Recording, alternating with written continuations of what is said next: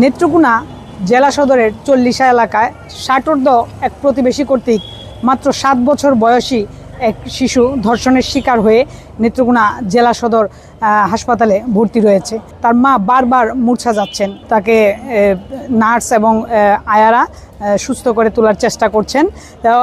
স্বজন, প্রতিবেশী এবং এলাকাবাসী তারা চাচ্ছেন এই ধরনের নেক্কারজনক ঘটনা, একটি শিশুর সাথে এই নির্যাতনের ঘটনা যেন আর না ঘটে, সেজন্য দৃষ্টান্তমূলক শাস্তির দাবি করছেন এবং 24 ঘন্টার মধ্যে তারা আসামিকে ধরবার জন্য দাবি জানিয়েছেন। পাশের বাড়ি বাচ্চারা ডাকিয়ে নিছে, আমি রান্না করতেছি, ওরা ডাকিয়ে নিলে ওরা বাচ্চাকে রান্না করতেছে, দাঁতের আংটি আর 100 টাকা দিছে আমার মেয়েরে দেয়া।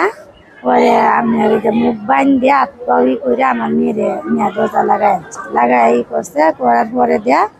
পরে যখন মেয়ে বেডিং হইতেছে, চিল্লা পাল্লা করতেছে, পরে যাইছি যাই মেয়ের বাচ্চা এই বাচ্চারেও পুকুরে আমার জালেরে তারা রেলে চিল্লা পাল্লা করতেছি, ওরা সবাই লোকজন দলা হয়েছে।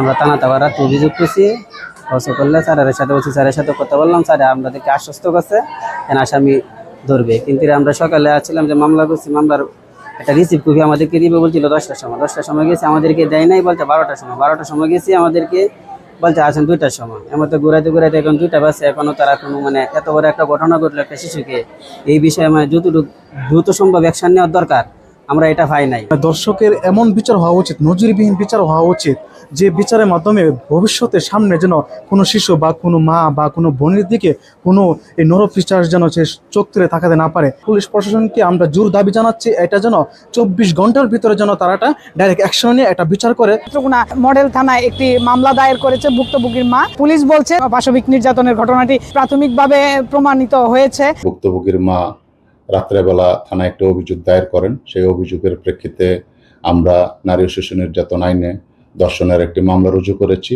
ঘটনায় জড়িত আসামিকে গ্রেপ্তার করার জন্য ইতিমধ্যে অভিযান শুরু করেছি। আমরা আশা করি দ্রুততম সময়ে আসামিকে গ্রেপ্তার করে আইনের আওতায় আনতে পারবো। হসপিটালে গিয়ে আমরা তাকে দেখেছি এবং ঘটনার প্রাথমিক সত্যতা আমরা পেয়েছি।